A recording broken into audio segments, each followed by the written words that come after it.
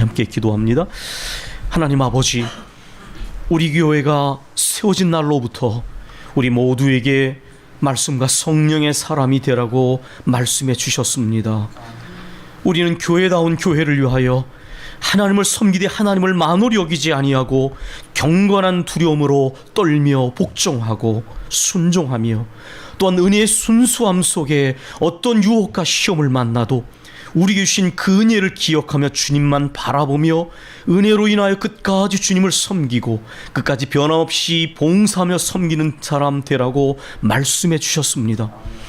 아버지, 하나님의 말씀 앞에 겸허하게 말씀에 귀를 기울이게 하시고 말씀을 듣고 생각하며 또한 이 말씀을 붙잡게 하옵소서. 무엇보다도 일용할 양식처럼 하나님의 말씀을 손에서 놓지 아니하는 우리 교회의 성도들이 되도록 이끌어 주시옵소서. 말씀의 거울 앞에 나를 비춰보지 아니하면 우리가 어떻게 삶을 살아가고 신앙생활에 알 수가 없사오니, 말씀의 거울 앞에 나를 비춰보게 하시고 말씀의 일용할 양식을 먹음으로 하나님의 뜻을 분별하고 행하기에 나약하지 아니하도록 이끌어 주시기를 원합니다. 이 한 시간 주시는 말씀 앞에 눈과 귀와 마음이 열려지는 복된 시간이 되도록 인도해 주옵소서. 모든 시간을 주께 의지하며 예수님 이름으로 기도했습니다. 아멘.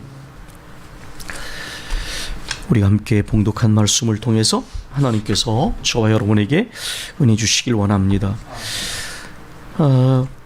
고린도전서 13장 13절의 말씀, 믿음, 소망, 사랑, 이 세 가지는 항상 있을 것인데 그 중에 제일은 사랑이라. 아마 모두가 아는 구절일 것입니다.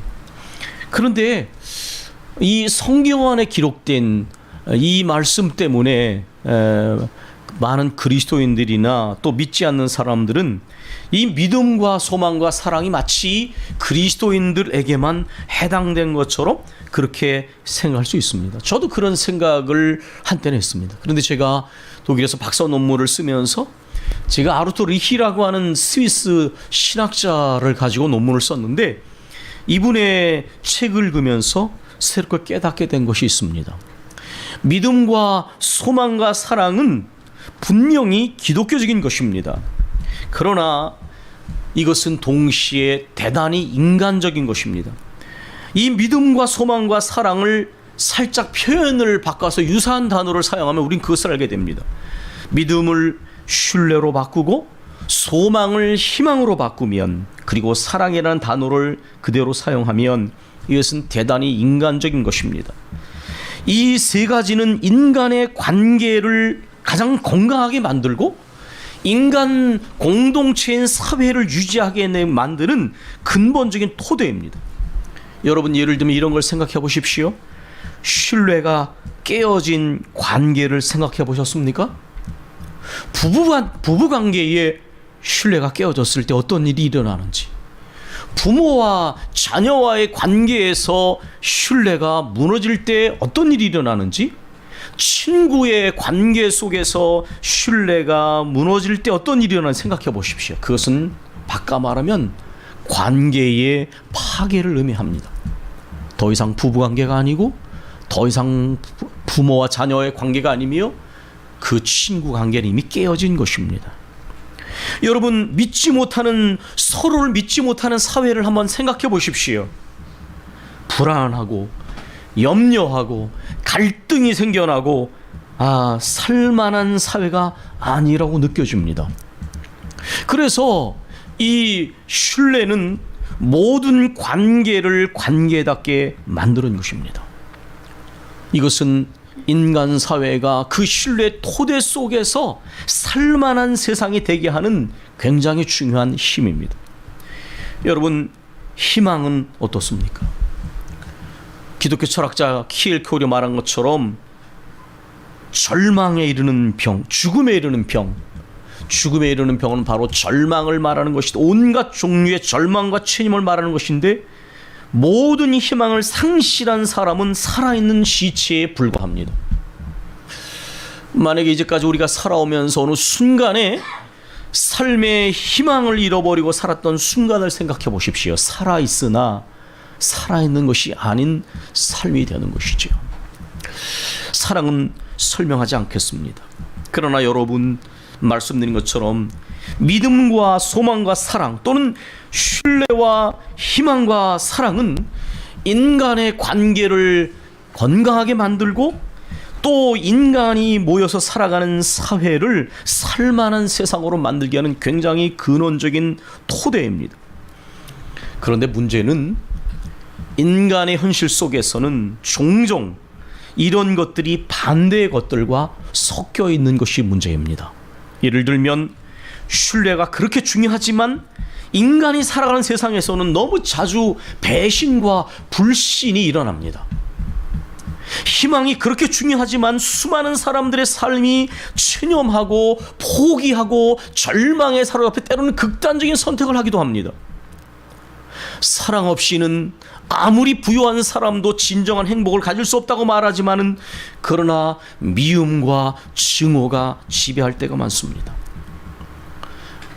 신뢰와 함께 배신과 불신이, 희망과 함께 체념과 포기와 절망이, 사람과 함께 미움과 증오가 섞여 있는데 더 문제가 되는 것은 종종 부정적인 것들이 더 강하게 지배한다는 것입니다. 신뢰보다는 배신과 불신이 더, 희망보다는 체념과 포기와 절망이, 사랑보다는 미움과 증오가 더 지배적일 때가 많습니다. 그래서 인간의 관계가 파괴되고 인간이 어울려 살아가는 공동체가 괴롭고 불행하게 느껴지는 것입니다. 그래서 우리는 여기에서 이 믿음과 소망과 사랑이 분명히 인간적인 것이고 인간의 관계와 사회에 아주 중요한 역할을 하지만, 그러나 왜 이것이 그 뿌리와 근원에 있어서 특별히 우리 기독교적인 것인가 하는 것이 바로 여기에 있다고 하는 것입니다. 신뢰의 근거, 희망의 근거, 사랑의 근거의 문제입니다. 인간의 신뢰는 어떻습니까? 그것은 인간 삶의 조건에 근거합니다. 양자 간의 신뢰를 지키지 않으면 신뢰가 유지되기 어렵습니다. 희망은 어떻습니까? 내 삶의 상황이 내가 계획하고 기대한 대로 돼야 유지될 수 있는 희망이 대부분입니다. 그런 의미에서 금년은 우리에게 매우 힘든 한 해였습니다. 왜냐하면 개인과 공동체와 온 세계가 계획하고 기대한 것과는 전혀 다르게 오늘 이렇게 신종 코로나 상황에 직면해서 힘들어하고 있습니다. 거기에서 파생된 너무나 많은 일들이 있어서 사람들이 힘들어하고 그리고 좌절하기도 합니다. 사랑의 근거는 어떻습니까? 그것은 많은 인간의 사랑은 유효 기간이 있습니다. 또 불안정하기 이를 때가 없습니다. 매력이 느껴지고 감정의 상태가 긍정적일 때만 유지되는 많은 불안정함을 가지고 있는 것이 인간의 사랑입니다. 그런데 말씀드린 것처럼 이 신뢰와 이 소망, 희망과 이 사랑의 문제에 있어서 우리 기독교는 분명히 다릅니다. 우리의 신뢰의 근거가 무엇입니까? 그것은 바로 하나님의 신실하심에 대한 신뢰입니다. 우리의 희망의 근거는 무엇입니까? 하나님의 신실하심에 근거한 희망입니다. 그리고 이 중심에 하나님의 끊을 수 없는 사랑이 들어 있습니다. 하나님의 사랑이 끊을 수 없는 사랑이라는 것을 굳건하게 신뢰하면 거기서 새로운 희망이 움트게 됩니다. 하나님의 신실하신 사랑이, 그 사랑을 신뢰하면 희망이 생겨난다라는 것입니다. 여러분, 지나간 삶의 순간에 믿음을 가진 사람들로서 이 단어의 의미를, 이 문장의 의미를 잘 아실 거예요. 모든 인간 삶의 희망이 사라지고 신뢰의 토대가 무너져도 나를 사랑하시되 끝까지 사랑하시는 하나님, 끊을 수 없는 사랑으로 우리의 연약함에도 불구하고, 우리의 무지함에도 불구하고, 심지어 우리의 완악함에도 불구하고, 그럼에도 불구하고 사랑하시고 기다려주시고 용서하시고 새롭게 하시고 하나님의 거룩한 섭리로 이끌어 가시는 이 끊을 수 없는 사랑, 이 사랑에 담겨진 이 거룩한 섭리를 신뢰할 때에 우리는 우리 안에 새로운 희망을 발견하게 되는 것입니다. 오늘 우리가 함께 읽은 이 누가복음의 말씀은 누가복음 1장 전체를 중심으로 살펴보면 이제 거기에 세례 요한의 출생과 관련되어 있는 천사의 고지와 또 예수님께서 이 땅에 오실 것이라는 것에 대한 고지가 이제 세례 요한의 부모인 사가랴, 또 엘리사벳, 그리고 마리아에게 임하는 것을 봅니다.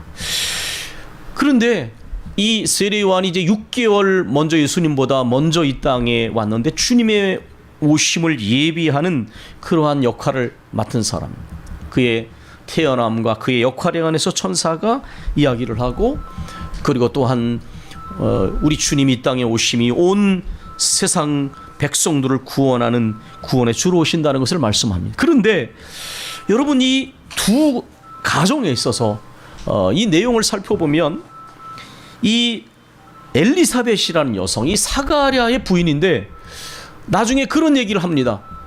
60이 넘었다라는 것을 짐작할 수 있는 게 뭐냐면 늙었다, 나이가 많아 늙었다, 그렇게 말하고 있는데 아마도 60이 넘었을 가능성이 있습니다.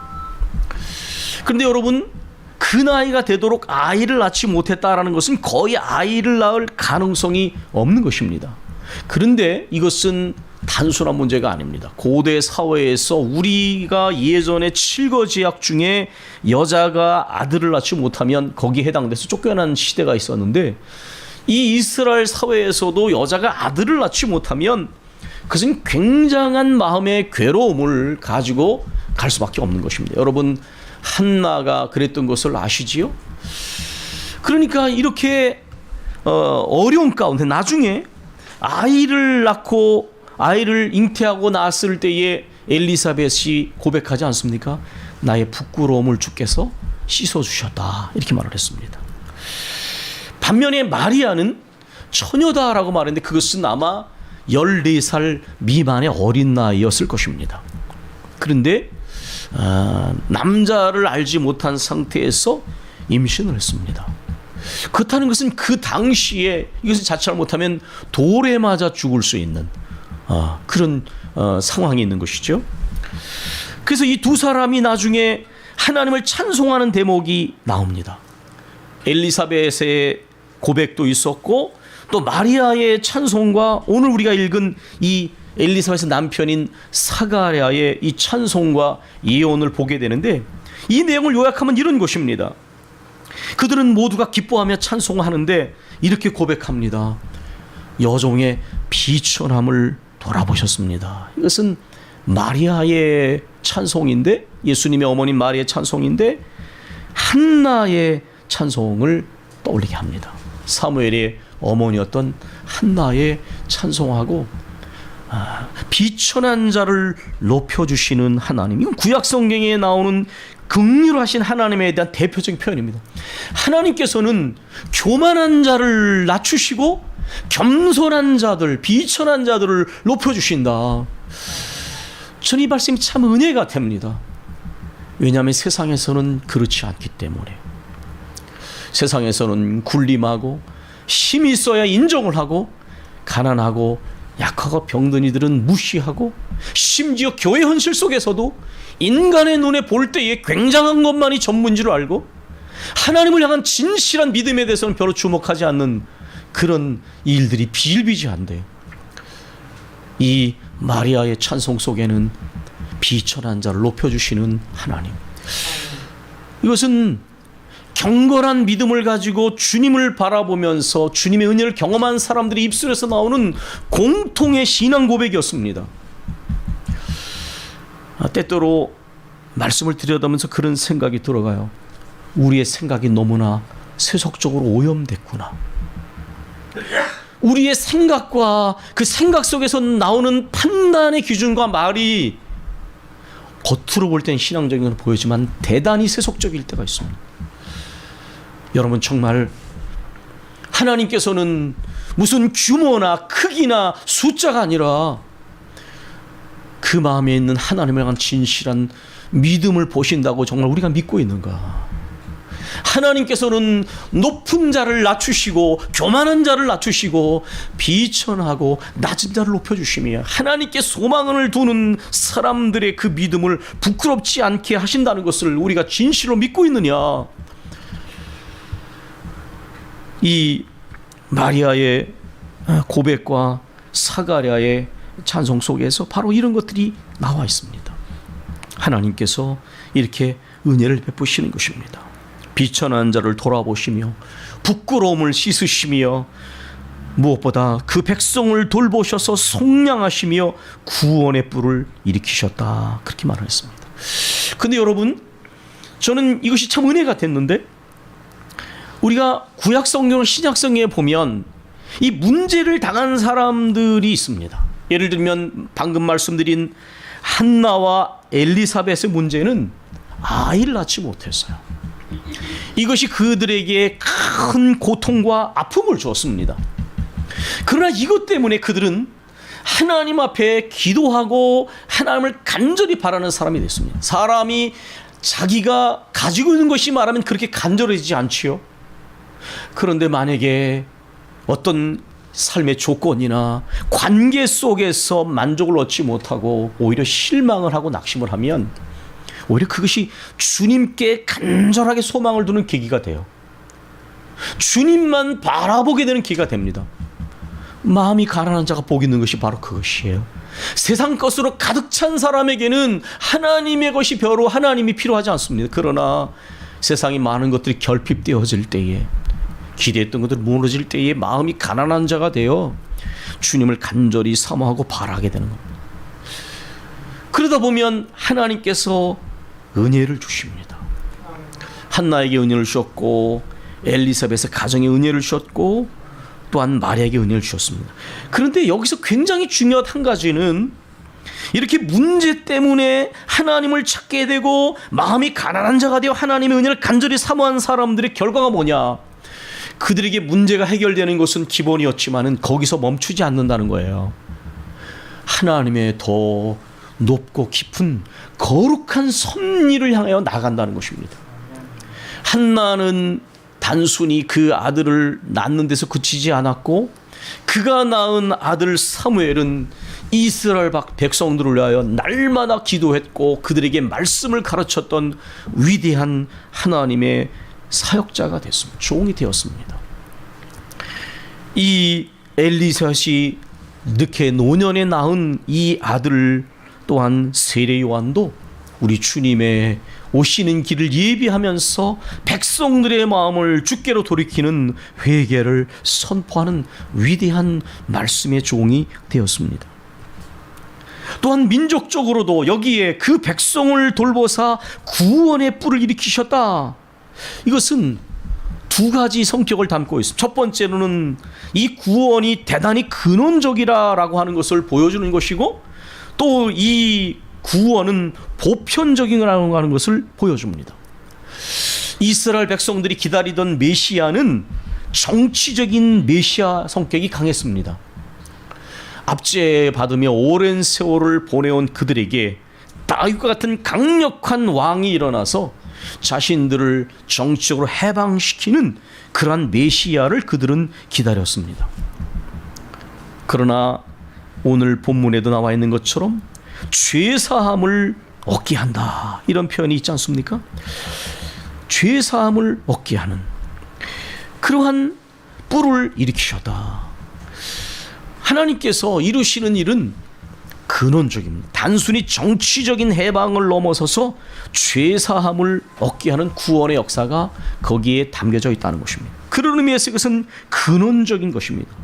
또한 이 구원은 단순히 이스라엘 백성에게만 머무르는 것이 아니라 온 인류를 죄에서 구원해내는 보편적인 그런 구원의 역사입니다. 그러니까 우리가 이 하나님의 이 높고도 깊은 뜻을 깨닫지 못하면 어떻게 되냐면 문제 있을 때만 기도하게 돼요. 그 문제를 통해서 하나님께서 나를 부르시고 나의 삶을 통해 이루고자 하는 거룩한 공적 섭리까지 나가질 못하고 어려운 일 있을 때만 하나님을 찾고 어려운 일 있을 때만 기도하는 거예요. 그 사람은 하나님의 깊은 뜻을 깨닫기가 어렵습니다. 여러분, 많은 그리스도인들이 문제 때문에 하나님을 만났잖아요. 그리고 그 문제로 인하여 하나님 앞에 무릎을 꿇고 하나님의 음성에 깊이 귀를 기울이면 거기서 깊어지는, 주님을 깊이 만나는 일들이 일어나게 되는데, 그러면 내 삶을 통하 이루고자 하는 하나님의 섭리가 무엇일까? 그것을 항상 의식하며 살아간다는 거예요. 그래서 우리가 우리 신앙의 단계를 점검해야 됩니다. 나는 어려움이 생겨야지만 기도하고 어려움이 생길 때만 긴장하는 사람인가? 그리고 삶의 평안함이 회복되면 그때부터 내 마음도 주님에게서 멀어지고 나태와 안일과 침체에 세상을 사랑하는 사람으로 돌아가는가? 그렇다면 나는 그 단계를 넘어서지 못하는 거예요. 우리가 가끔 하나님께서 우리 삶에 생각지 않은 문제를 생겨나게 하십니다. 저도 기도하면서 아무 문제가 없는 것을 위해서 기도합니다. 그런데 삶은 그렇지 않아요. 제게 문제가 생기건 제가 사랑하는 이들에게 문제가 생깁니다. 그런데 그 문제가 생기면 괴롭고 당황이 되고 놀라고 낙심이 되죠. 그런데 그것 때문에 영적으로 긴장하게 됩니다. 그것 때문에 다시 내 마음이 영적으로 기경되어지게 돼요. 그래서 자꾸만 주님 앞에 바로 서게 만들어. 주님 앞에 바로 서서 이것도 아니고 저것도 아닌 유보하는 신앙이 아니라, 나는 이제 주님께 붙잡혀진 삶이구나. 내 삶은 내게 속한 것이 아니라 주님께 속한 것이구나. 그래서 내 삶을 통하여 이루고자 하는 주님의 거룩한 섭리를 의식하며 살아가게 된다는 것입니다. 저는 우리 교우들께서 이렇게 나아가시기를 새벽마다 기도해왔습니다. 하나님, 주님을 알지 못하는 분들은 주님을 만나서 그 사랑을 깨닫고 주님을 알게 해주십시오. 주님을 아는 분들은 더 주님을 깊이 만나게 해주십시오. 그것이 제가 우리 성도들을 위하여 기도하는 제목 중에 하나입니다. 주님을 깊이 만나서 내 삶을 통하 이루고자 하는 하나님의 그 거룩한 섭리를 이루게 하옵소서. 사실 우리 교회의 이름인 축복과 비전엔 이것이 담겨져 있습니다. 하나님, 나를 축복하시고 거룩한 뜻을 이루십시오. 우리의 가정과 집안과 자녀들을 축복하시고 거룩한 뜻을 이루십시오. 우리 교회를 축복해 주시고 거룩한 뜻을 이루십시오. 이 거룩한 뜻을 이루는 이것이 저의 기도 제목이고 또 우리 성도들이 나가야 할 부분이라고 저는 확신합니다. 하나님께서는 이렇게 개인이 가진 문제 가운데 그들을 부르셔서 하나님을 만나고 깊이 만나게 하셔서 하나님의 이루시는 이 구원의 놀라운 역사를 체험하고 증거하도록 하나님의 거룩한 섭리로 인도하신다는 것입니다. 근데 오늘 이 본문에 보면 여기서 우리가 읽지는 않았지만 설명을 드린 것처럼 이 마리아의 찬가와 찬미와 이 사가랴의 이 찬미 속에 보면 공통된 표현이 있습니다. 그것은 뭐냐면 바로 여러분께서 어디를 보시냐면 54절과 56절 그리고 72절과 73절을 보시면 여기 공통적으로 이런 내용이 나와 있습니다. 하나님께서 그의 택한 백성들을 긍휼히 여기시며 거룩한 언약을 기억하신다라고 하는 것입니다.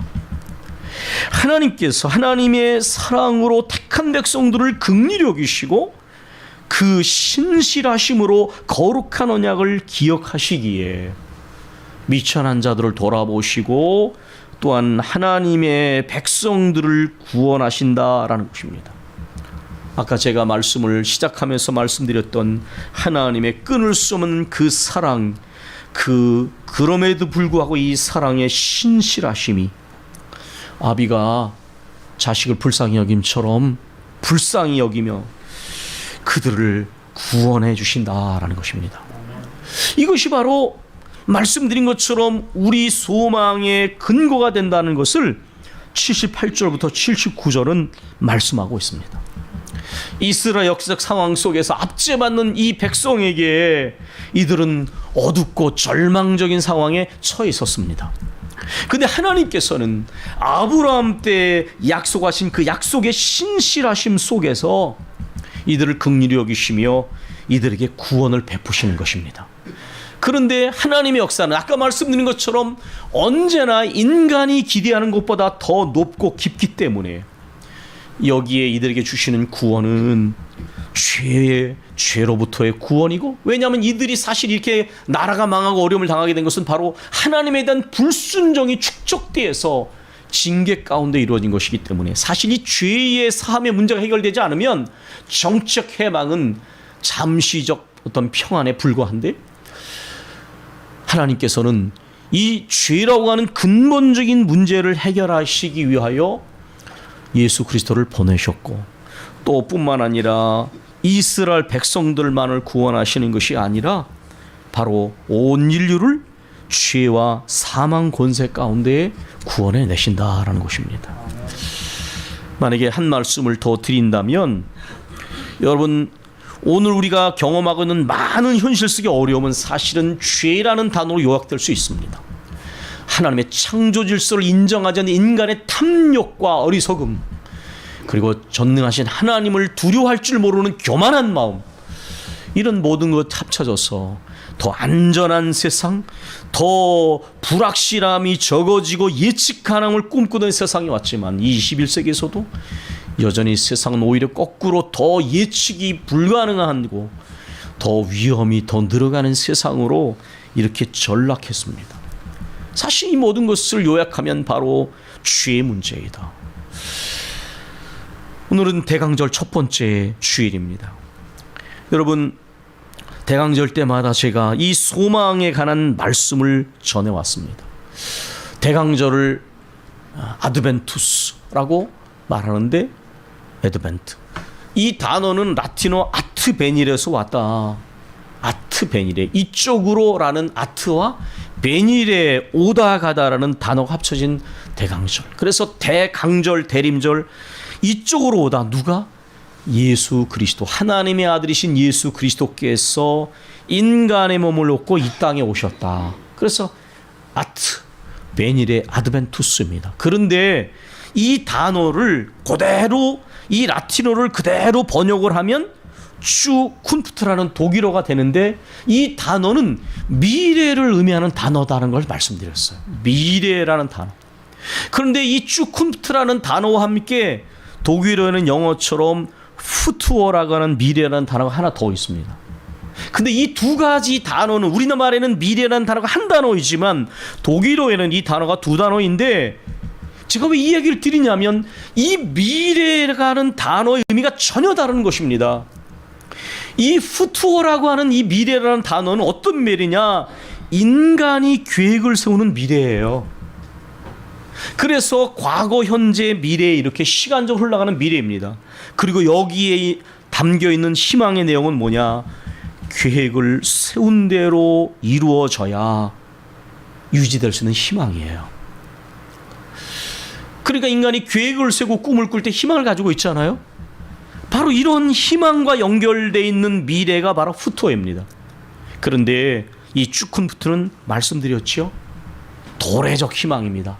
저쪽에서부터 다가오는 희망인데, 바로 하나님의 끊을 수 없는 사랑과 신실하신 섭리 가운데 이 땅에 오신 예수 그리스도와 연결되는 희망이에요. 이 희망은 인간의 모든 삶의 조건이 어두워지고 인간이 세운 계획이 다 무너져도 하나님의 끊을 수 없는 긍휼하심의 사랑과 그 거룩한 섭리를 믿을 때에 삼겨나는 희망입니다. 그래서 도래적 희망이라고 부르는 거예요. 저쪽에서부터 다가오는 것입니다. 이게 얼마나 큰 힘인지 여러분 아셔야 됩니다. 제가 오늘 이 말씀을 준비하면서 제 마음에 요즘에 일어난 일에 대한 몇 가지 생각들이 있었습니다. 그건 뭐냐면, 오늘 우리가 살아가는 현실 속에서 현실에 대한 깊은 회의와 비관들이 지배하고 있습니다. 정치, 경제적인 현실부터 지도자들에 대한 어떤 기대부터 많은 것들이 무너지고 어려워지고 있습니다. 심지어 교회 관련해서도 많은 그리스도인들 또 어떤 식견을 가지고 있는 사람들의 예측 속에는 절망이 많이 담겨져 있어요. 교회 기대할 게 없어. 얼마 전에 어떤 나름대로 굉장히 역할을 어떤 분의 글에서 종교에서는 바랄 것 없으니 차라리 현실 속에 선하게 살아가는 사람들 속에 희망을 찾으시오. 물론 그분 그 글 하나에서 다 졌지만 저는 그 글을 보면서 대단히 문제가 있다고 느꼈어요. 그건 목사가 할 말이 아닙니다. 물론 짧은 글 속에 다 표현할 수 없다고 할지라도 목사는 그리스도는 그런 말을 해서는 안 된다고 생각합니다. 제가 그 글을 읽으면서 이런 질문이 생겼습니다. 우리 그리스도인들의 희망의 근거가 무엇인가? 인간 삶의 조건입니까? 인간이 세운 계획대로 갈 때입니까? 아니면 눈에 보이는 교회 현실 속에 우리의 희망의 근거가 있습니까? 그렇다면 우리의 희망은 몹시 불안정한 희망이고 어느 순간에는 그 희망이 산산조각이 나는 것을 경험할 것입니다. 저도 그랬어요. 제가 신앙생활했던 교회가 무너질 때 얼마나 큰 상처를 받았는지 모릅니다. 그러나 그러한 모든 아픔과 절망의 경험을 통해서 저는 끊임없이 제 자신에게 질문해 왔습니다. 나의 희망의 근거가 무엇인가? 우리 그리스도인과 교회의 희망의 근거가 무엇인가? 그것은 어떤 인간적인 조건이나 인간의 계획이나 심지어 교회의 현실과 지도자들의 모습에서도 아닙니다. 오직 하나님의 긍휼히 여기시는 사랑, 그 신실하신 섭리하심을 믿을 때에 우리는 모든 절망을 넘어서서 여전히 그 사랑과 섭리를 신뢰하면서 새로운 소망의 능력으로 우리 그런 현실을 이겨낼 수 있는 힘을 우리가 얻게 된다는 것을 저는 분명히 믿습니다. 여러분, 이제 신종 코로나 상황이 발생해서 벌써 이렇게 한 해가 거의 끝나갑니다. 우리의 모든 계획이 차질을 빚고 또 많은 어려움 속에 우리가 처해 있습니다. 그러나 여러분, 이러한 현실 속에서 교회가 가져야 할 믿음이 무엇입니까?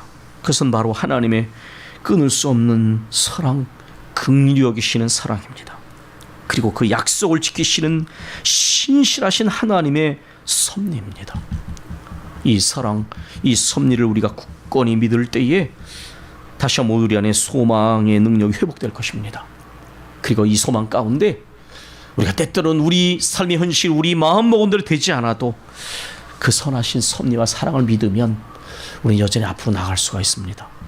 사랑 우리 교우들 심령 속에 이 끊을 수 없는 사랑과 거룩한 섭리를 향한 굳건한 신뢰에서 나오는 소망으로 충만하시길 바랍니다. 우리가 기도하겠습니다.